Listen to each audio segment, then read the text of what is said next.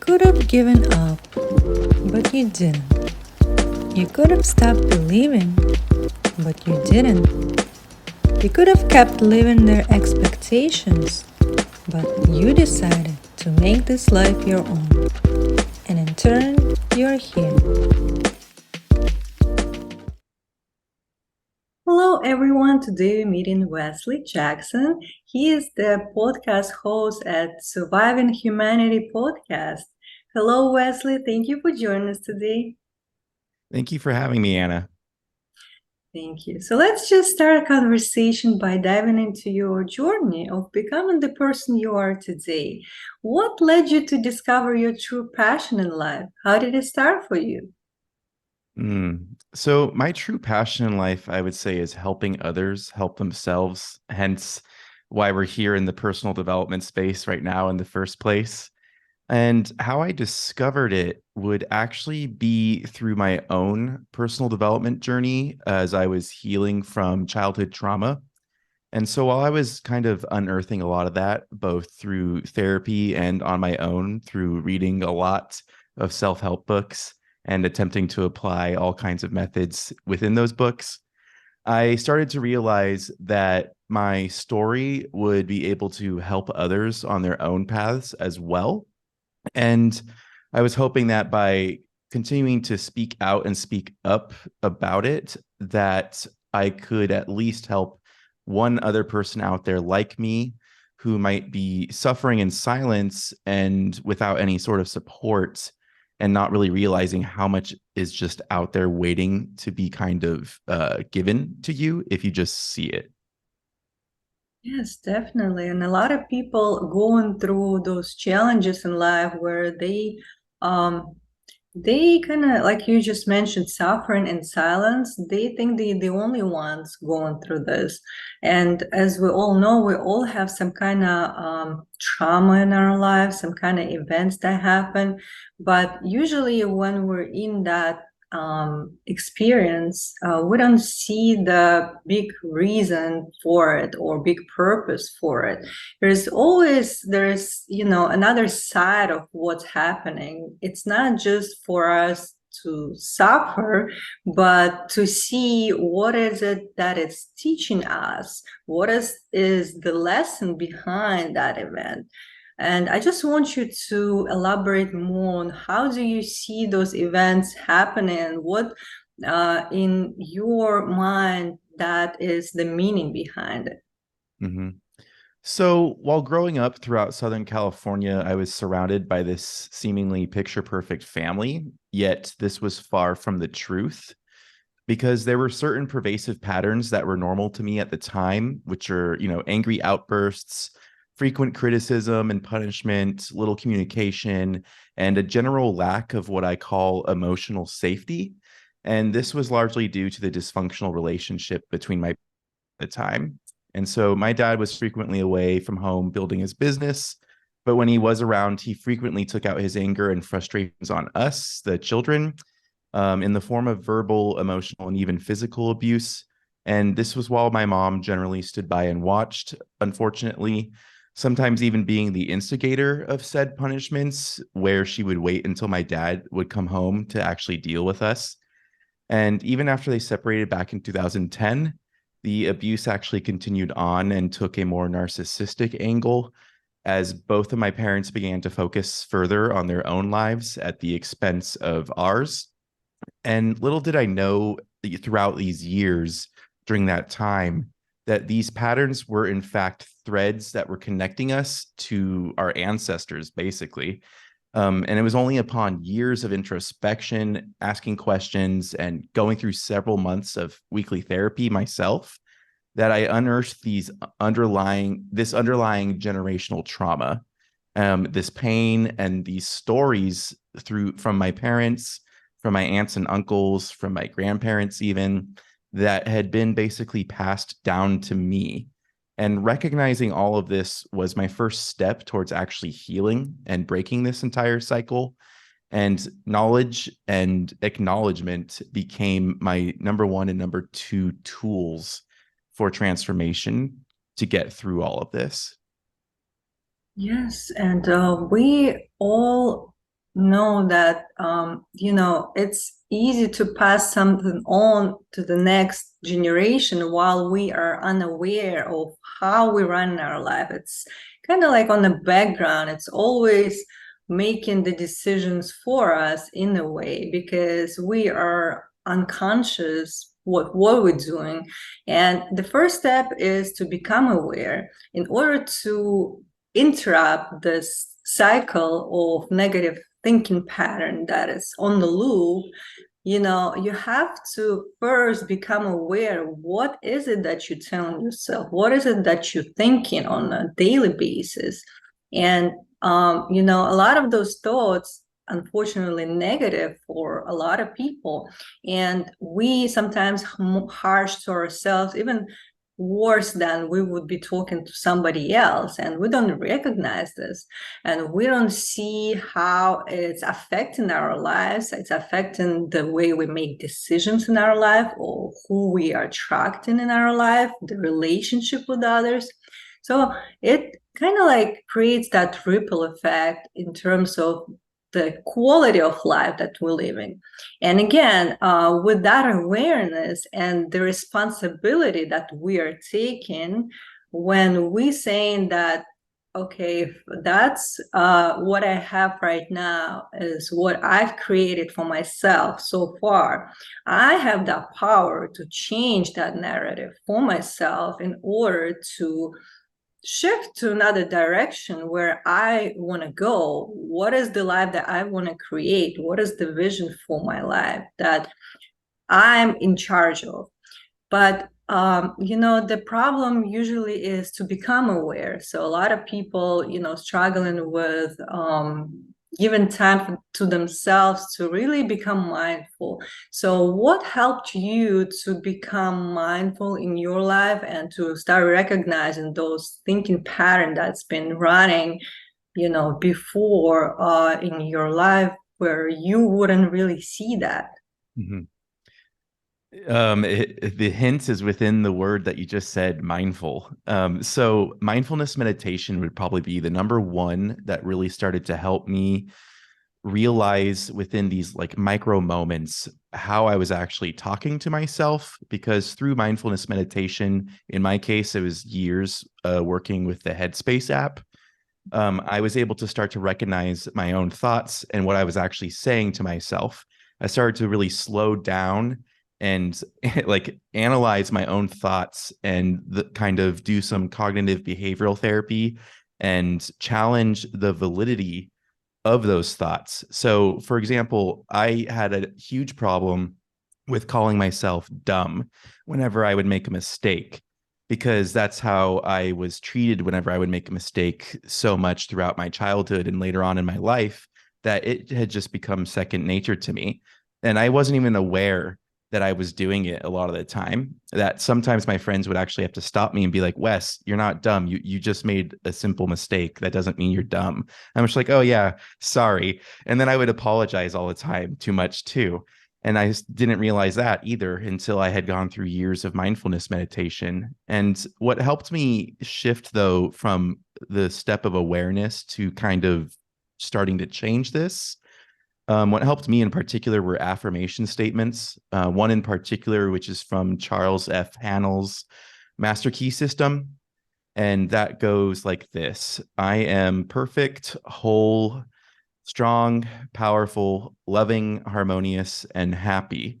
And so I would repeat that sometimes in the mirror when I'm brushing my teeth in the morning or doing my hair.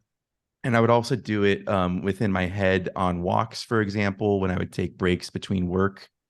And I started to find that by repeating this often enough to myself and really kind of meditating on each word within that statement, not just simply reciting it mindlessly over and over and over, that is when I finally started to kind of embody this, let's call it like new Wes, that has started to get through all of these obstacles from his earlier life. Yeah, definitely. And a lot of times, we think, okay, so what is the power of the words that we're saying, right? It's actually very powerful. We have to be mindful of what we're saying to ourselves, either out loud or in our head. But of course, in the beginning, it could feel uncomfortable. It could feel like it's not you, you're kind of like pretending to be somebody else, right? Because deep down, you don't believe it. And if you don't believe in what you're saying or who you're being or in your own self-worth, I would say, because that's the core of why you're doing what you're doing, right? If you don't believe in that, then, nothing will follow through. But would you keep repeating that to yourself? With you really like you said, trying to meditate on those words and embody and mean what you say and try to act as if you are this person that you are describing yourself, and then you'll see how everything slowly start changing. But you have to give yourself time too, because it's not happening overnight. All of this conditioning has been for so long, it's gonna take a long time to break it, any type of habit, because that's what it is. It's we are creatures of habits, and we're repeating that automatically on autopilot. Why? Because we developed a habit during the lifetime.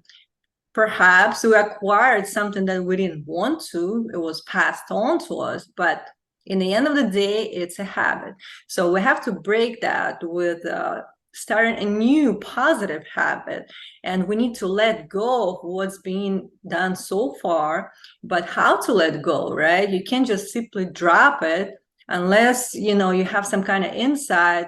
You could do that, but a lot of times you need to really start acquiring something new, and it would replace something that was before, but you have to give yourself time. You have to do it consistently, and you have to commit to that process, because a lot of times it's uncomfortable. Every change is uncomfortable, and when people feel like it is uncomfortable, sometimes they procrastinate, they find excuses why wouldn't they start doing it, or they come up with a wrong kind of like scenario in their head why it wouldn't work, and they already they not even giving them a chance to start and see for themselves how beneficial it could be for them.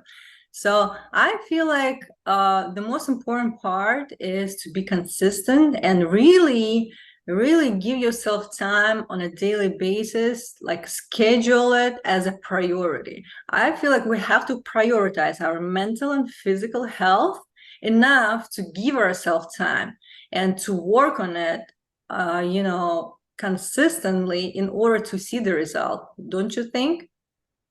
I totally agree. My co-host Andrew would always say, show up for yourself every single day. And this is what he says in regards to habits, and especially when it comes to breaking old ones and learning new ones. Yeah. So if we don't show up for ourselves, we have to be our own cheerleaders. Nobody would come and save us. We don't have to wait that one day somebody will come and rescue, because it's not going to happen. If you're not going to show for yourself, what do you expect other people to do? You have to show them how you want to be treated, who you are. You have to embody that, and that would really reflect. That's about energy, right? People start seeing you differently, they start treating you differently because of how you treat yourself. Everything starts within you.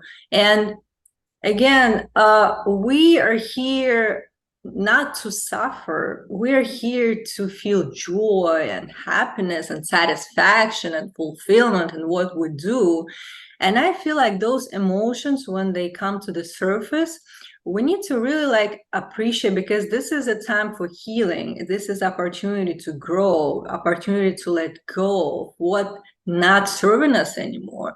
It's not who we are, and we just need to really be compassionate with ourselves, accept everything that we've been through, because it really, what it did, it brought us to this point right now. And now we're so much stronger, so much wiser. So we have to appreciate what we've been through, even though, yes, it could be painful, it could be unpleasant, but looking back, we know why we had to experience that.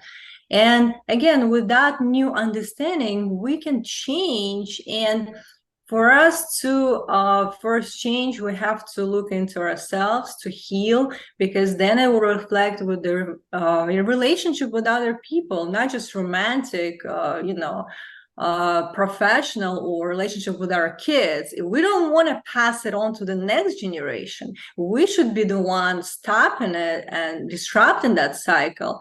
And really, that is just the best gift that you can give to yourself and to other people. And also, like, I want to talk about, mindfulness is one of the techniques to really like start being aware and see for yourself what is it that's not serving you. But also there are some other type of practices or tools people use in order to kind of like remind themselves where are they going, what is the direction of their life, what is the vision that they want to create for themselves. And one of them could be gratitude, right? If we're more focusing on what's good in our life, what's helping, what's working for us, because really we provided with so much, and sometimes with focusing on what's lacking, we don't see what is available. We're missing on so many opportunities. And I don't know if you are practicing the gratitude or maybe journaling. If you can just tell us more about how it helped you, or perhaps other practices that would remind you of, the vision of your life and where you're going. Definitely. I wanted to really quick touch on your point about the energy that you put out into the world and how you let people treat you is definitely wrapped up in this, because I was allowing people to treat me poorly because of my own poor self-perception, because all I was getting was negative feedback throughout my life. And so that caused me to be quite depressed for quite a long time. And what really helped me get out of that actually was gratitude journaling every single day, 2 times a day. So I would do it right when I woke up in the morning, and then I would do it right before I went to bed. And so I did that for about like 3 years straight. And I started to realize that life is full of all of, oops, just a second. I just disconnected my headphones. Hello, are you there? Yes. Okay, cool.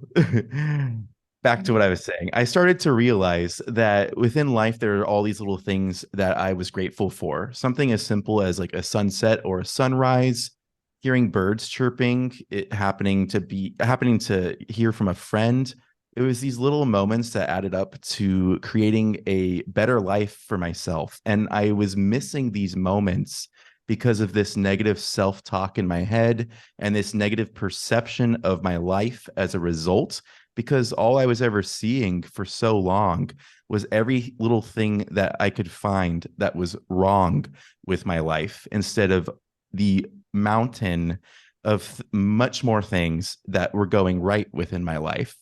And because of the way that I was conditioned to think, I just wasn't seeing it. And so, yeah, gratitude journaling, immensely helpful. I recommend it to anybody who feels even somewhat sad for any extended period of time, because it really like helps pull you right back up out of that hole very quickly. I say it only really takes like a week or two for this stuff to really start working. And if you do it for as long as I did, you really start to internalize a lot of this gratitude practice as well, especially if you combine it with the mindfulness meditation. Because when you find yourself perhaps feeling down about yourself and your life sometime throughout the day, we all have negative thoughts still. It's not like they're going to go away completely.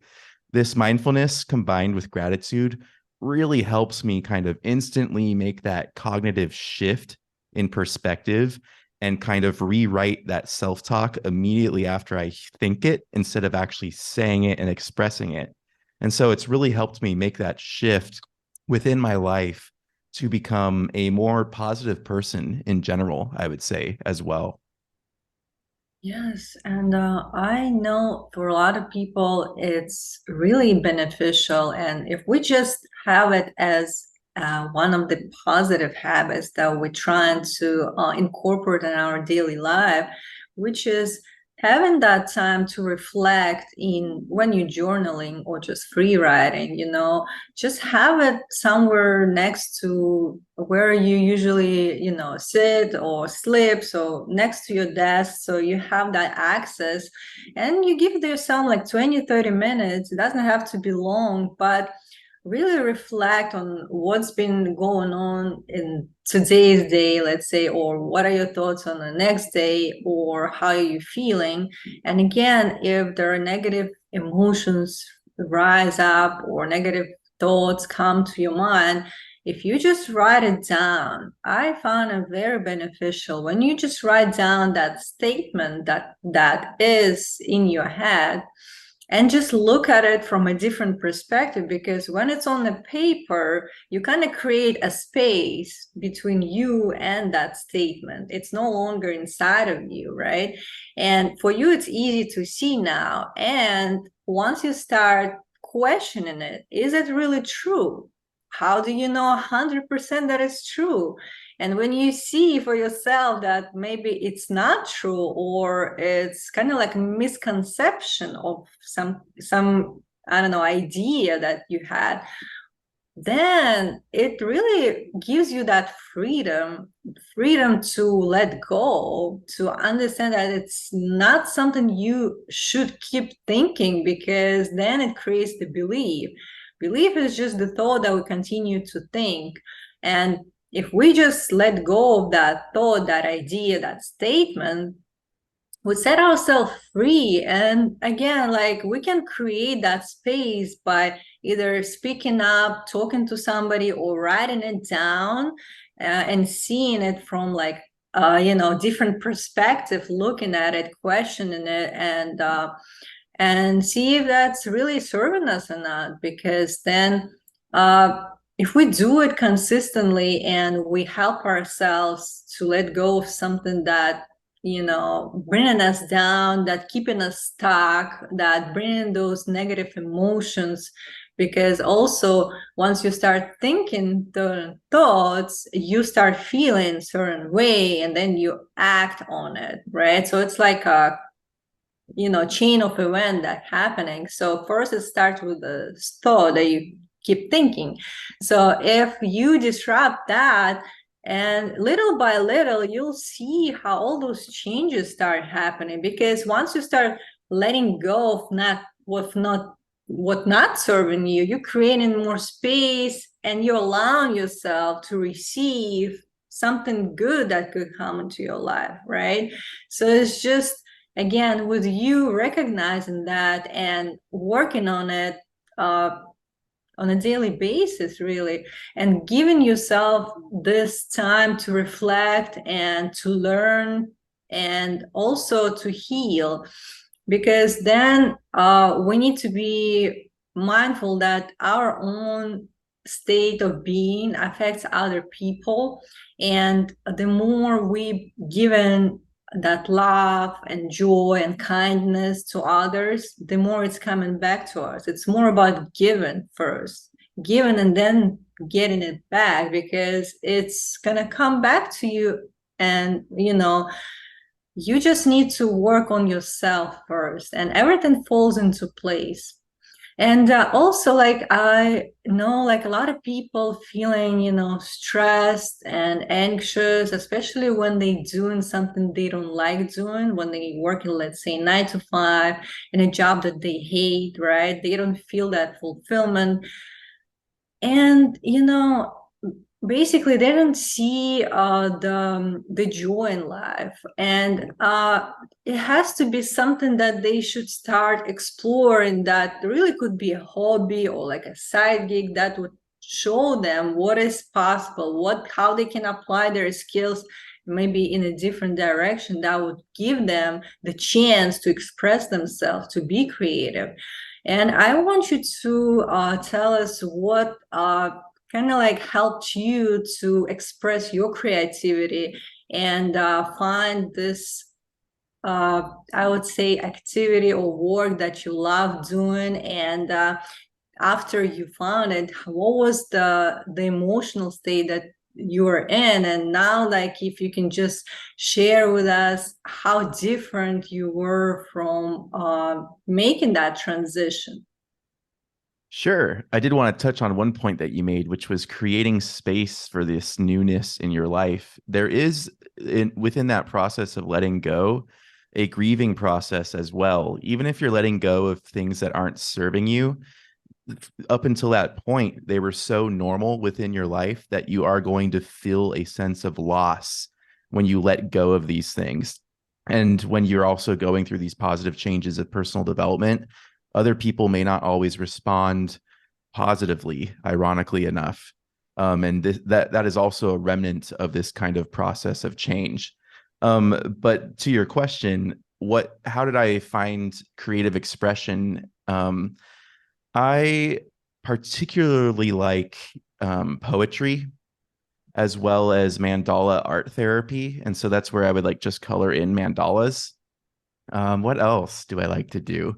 I also found a lot of solace within community building, actually. And that's where I tend to express myself the most, which is through creative strategy of hosting different kinds of events, which includes content creator meetups, digital marketing meetups, things like that, workshops, panels, keynote speeches.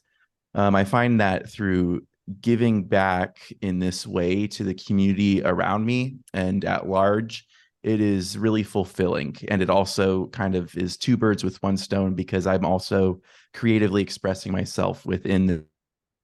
So to remark on how I feel now versus then, it would be a lot more satisfied, a lot more fulfilled now that I'm doing work that aligns with my mission and vision within life, as opposed to before I felt very lost and alone for a very long time because I didn't know who I was. I didn't know what I wanted to do. And I didn't know how I could make an impact around in the world around me. And that has all changed now. But it was not, like you said, you touched on this, it's not a night and day kind of overnight process. This takes a lot of time and effort. And like we mentioned, you always have to show up for yourself every single day when you're doing this process of unlearning old bad habits and learning new ones. Right. And you just mentioned about other people, you know, a lot of times when you start that change, you'll find people who really not as I would say cheerful for you because in a way you kind of like reflect back to them that what they missing in their life and they're not ready to accept that they're not ready for change themselves. So it's not really about you, and you should be your own cheerleader. Like, don't expect other people to support you. It's good that there are supporters, like true ones, they really help you. It's great, but it shouldn't be the reason for you not to do something because you are enough on your own and you know what's best for you. And if you see somebody really like starting to, you know, move away from you, it's probably something that they need to work on.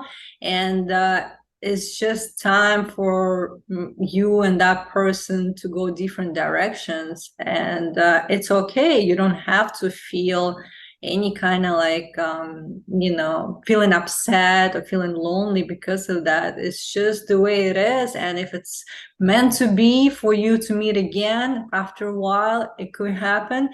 But again, it shouldn't be the reason for you to stop because you have to prioritize your own mental and physical and spiritual health, everything, because that's what's the most important. And it's not being selfish. You know, a lot of times people confuse it with being selfish, or you're so full of yourself. How can you just think about yourself? But who's gonna think about me if not myself? You're gonna think about me? So you have to ask yourself, why did people saying those words to you?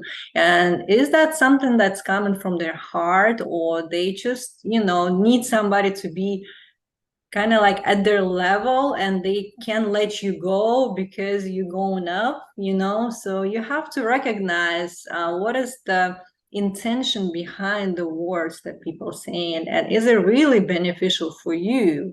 If not, then you have to think for yourself. And again, everything happens for a reason, I believe. And again, with us finding that purpose in life, something that's bigger than ourselves, when you start feeling that fulfillment in your job and your work that you do, it's because you know why you're doing it. A lot of times people don't know why, what is the reason, what is the purpose, and they just, kind of like go with the flow, automatically going to job, going back home, and they feel lost, they feel stuck, they feel not happy. And once you start doing something intentionally with that purpose, that that you're creating something good for others in terms of serving others, it's not just for your own good, but for the good of other people as well, then you very like lit up, you feel that joy, and you know that uh, it has a purpose. And that's why you're driven so much, and you are full of ideas, you are in creative mode, everything flows so easily, and you can apply your strength, your skills into creating something. And then you see how, again, it's coming back to you because of what you're given, right? And it just becomes better and better. But once we again, we have to give ourselves this time to be creative, to start working on something that we like. Because if we're only in that mode of stress and anxiety and not doing what we really love doing every day, then it just brings us down. It creates more of the cycle and keeps us stuck. But like with starting something new, you have to even give yourself like first an hour, 2 hours a day after your work, right? Starting on your hobby or creating some kind of side gig, it just opens up more opportunities for you, and then it could grow into something bigger, and then you can transition into a different life for yourself. And you have to build that life, you have to build a platform in order to transition. And it comes back to really like staying on track, to reminding yourself what matters every single day, to schedule your time ahead of time, knowing what you're gonna do, what is your intention. And eventually you will see the result for yourself. And I see that you applied all your skills in different directions, but all of that together has a purpose, and you know that you're serving others in the best way possible for you. And again, it could be different for any one of us. We can find what we're good at and how can we help, but we have to do it intentionally and start seeking that, not waiting for somebody to come and give it to us, because it's not going to happen. And it comes back to, I guess, taking that responsibility of creating our own life. And to change, we need to just become aware first. And I know you have your own podcast. And for those who would like to connect with you online, how can they find you? So you can find us at survivinghumanity.net. Okay. That's great. Now I'm also going to add it to the show notes as well. And as we close today, what would be the thought for today for our listeners? I wanted to touch on your point of being your own cheerleader. So, in order to do that, you must first know your worth. And in order to know your worth, you need to know who you are. In order to know who you are, you need to know what's important to you, and that is your values and how you can make an impact within the world. And that would be your key strengths. And there are multiple tests online where you can actually find this out for yourself if you just simply go out there and search on Google personal core values quiz and VIA key strengths survey. You'll be able to find this information for yourself. Right. Thank you so much. It was a pleasure meeting you. I hope you enjoy your day. Thank you, Anna. Likewise. I hope you enjoyed this episode, and if you did, hit the subscribe button and share it with others. Stay tuned!